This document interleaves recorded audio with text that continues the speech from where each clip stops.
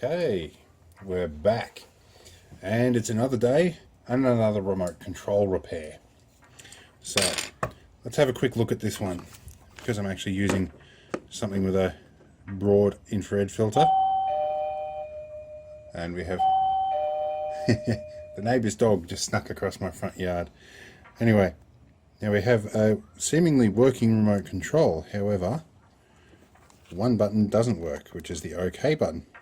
Now when I did open this, it had previously been repaired by an individual that I know, and it was a reasonable repair. However, it was a little bit of aluminium foil tape across the rubber membrane pad, and it had actually become stuck on one of the contacts inside the remote and caused it to continuously transmit the OK code.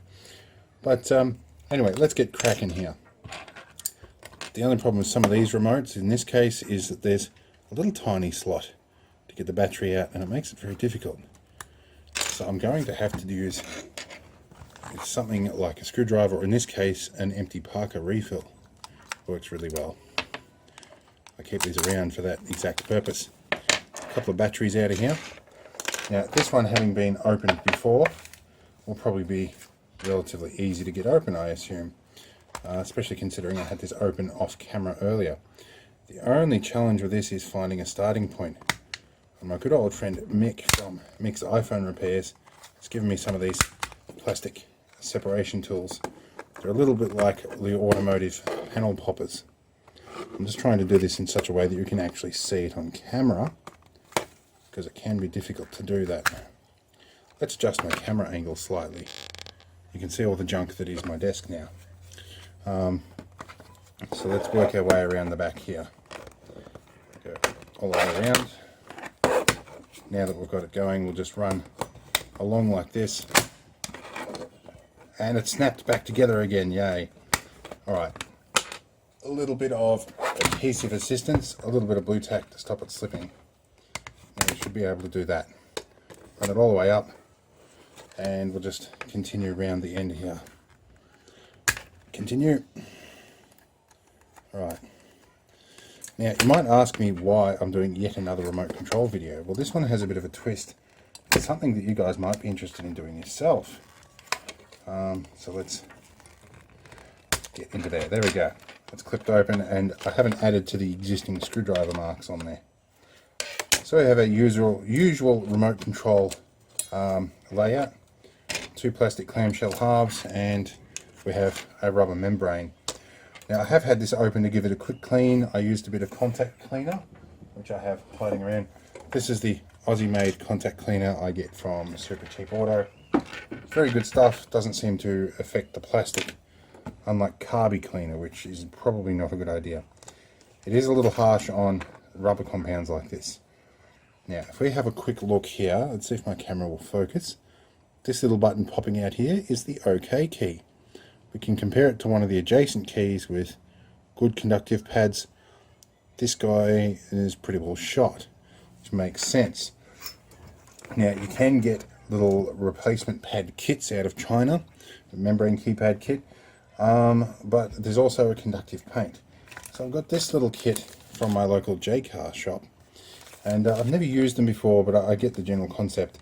There's a solvent and a conductive paint in a little jar here. Now I'm reassured by my trusty and now friend who runs that shop. That was a bad way to explain it, but let's move on. In any case, this particular individual who runs my local J-Car shop is a very knowledgeable bloke, and he's informed me that when I open this stuff, it is good for about 7 days. So in either case, the cost of this repair is going to pay for the replacement of this kit anyway. I think it was somewhere in the area of $10, somewhere around there. I'll have to check my receipts. So we have a brush, a Q-tip, some paint, or this is solvent. I'm not sure what's in here. And we have there's a keypad. That might be a solvent, and that would be a message I had. Let's see here. Have a quick look at the instructions that are rather interesting. So I'm going to have a read of these off camera, and we'll come back and see what we can do for the repair. Okay, so the destruction manual informs me that I need to mix part B with part A after I open part A first and check it out. It also informs me to clean the rubber pad in question with some alcohol, which I've done, and to only treat the pads that are required to be repaired. In this case, that's just that one. Seems a bit much to do just one pad, but let's crack this jar open and see what's in here. So it looks like we've got a nice paste compound here, and it smells very pungent. Now I'm going to use the end of a zip tie to mix this compound, and it's said specifically to scrape anything off the lid that we might be using. So let's try this. That's interesting. Alright, so I've got the compound in there. I'm guessing that this is a solvent, so that would appear to be empty. This could put a kibosh on my plans. There's a little lid in here, so let's see if this stick will help us get that lid out. Indeed it does. So there doesn't appear to be anything in here to pour. This is going to be a little interesting, so maybe I can determine what the cleaning is. Well, I certainly can't use that in that consistency to perform the repair. So let's see, does it actually tell us what's in here? I'm going to guess it's some kind of acetone as a solvent. So I'm going to have a look around. I think I have some acetone. We might be able to put 0.5 grams in there anyway, so that's what that quantity is. So let's go find some acetone.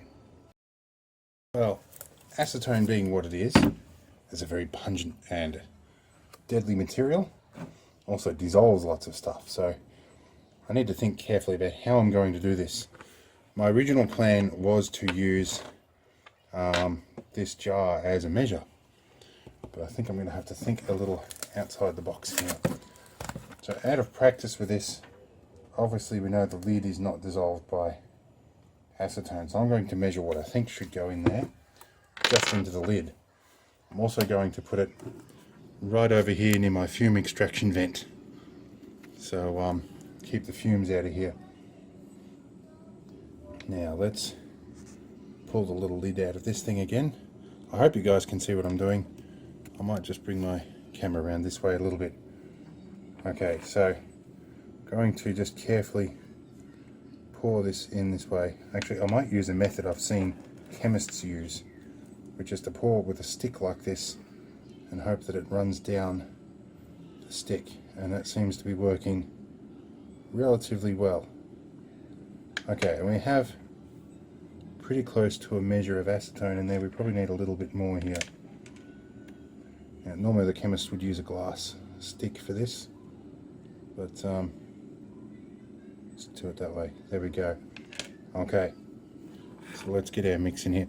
Well, here goes nothing. I guess I need to do something with this, so let's have a crack. Well, let's use the wooden stick. Sorry if my hand's in the way. I'll hold it in a bit of a feminine fashion. Not that there's anything wrong with that, but it does appear to be dissolving the material into a nice paint-like substance relatively well. We'll just keep going. Instructions do say to mix and stir until it's in a nice paste consistency, so we want to get all the lumps out of here. I'm using the wooden stick because I'm worried that the zip tie may dissolve based on its behaviour when we were pouring the acetone into the jar. So we do have something that looks like carbon paint happening here. I'm just poking some of the lumps here, trying to break them up, but I think I'm pushing the proverbial uphill to do that. Alright, so let's bring in our carbon track and let's try something fancy here.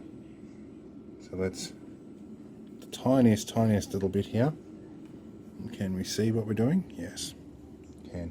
Let's paint some of this over the carbon track here, over the button face. It seems a waste to have all of this here and only use the tiniest bit. This really just looks like a metallic paint. So we'll we'll do that. We'll see if there's any others that look worn. I might give them a touch up, but I'm remiss to really repair something if it's not broken. The down arrow probably could use some. Let's try one of these pads, because only one really needs to make contact to perform the function. So what we might do, being as this is the high use area, we might just do one of each of these pads around the edge and sort of hedge our bets a little bit. I really should have probably gone to a macro view for this, but you guys will get the idea, I'm sure. We're almost there. Well, that acetone is starting to dry up a little bit. Alright, let's retry this.